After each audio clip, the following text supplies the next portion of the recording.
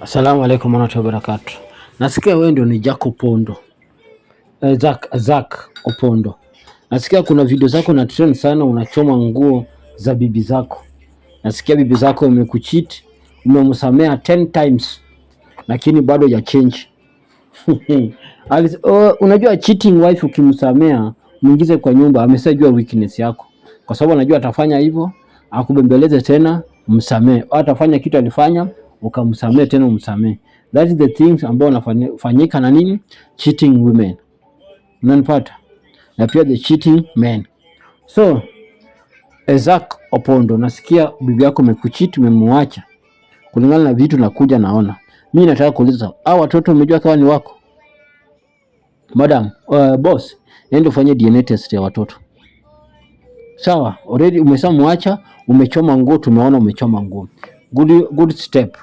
Next step, kwa sababu pia kuna pesa naona, fanya hivi.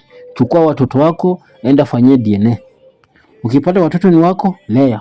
Ukipata watoto si wake, muachie. Kwa sababu utaweza ng'ang'ana hapo na baki na watoto pia ni wanaume tofauti, au ni wanaume wengine. Kama ni mwanamke na cheat, wajue akona mtoto mwingine hapo. So kata kuna mwingine alimpromise, we ukinipea mtoto na kupea 50 million na akapata, ndio akakuja ka fix weni yako. Enda fanya DNA paka hiyo iko kwa tumbo. Fanya DNA huko ndani ya tumbo. Yes. Kwa sababu umesema umekucheat 10 times, umemsamea 10 times kwa cheating. Tumeona hizo barua kwa Facebook, naona barua watu wamepost, naona umepost manguo, sauti yako nasikiza, unasema mtu umemlisha, unampea chakula lakini anakuonyesha madharau, na wewe ndio umenunua manguo na uko na receipt ya kununua manguo, ukachoma manguo. Hana na kucheat, umemwacha kwa roho safi.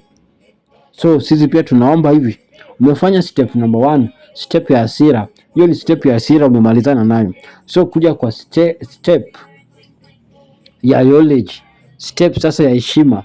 Wacha ya hasira, enda leta remote. Sasa kuja step ambayo si ya hasira.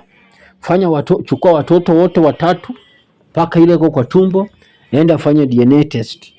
Na wewe pia kama ulikuwa nakula hii kitu bila kutumia juala, uende jipime. Kama uko na ugonjwa kuu, kula vizuri, fanya tizi, ngoja kifo yako. Kwa sababu ugonjwa kuu nasikia hakuna dawa. Enda fanya vitu ngapi nimekuambia? Kitu ya kwanza, enda fanya DNA test kwa watoto wote, paka hiyo iko kwa tumbo. Hiyo ni rules number 1 nimekupea. Rules number 2, enda jipime kama uko na HIV au hauna HIV. Kwa sababu ulikuwa ni bibi yako, sasa ulikuwa unamkula bila kutumia juala. Hizo ni rules number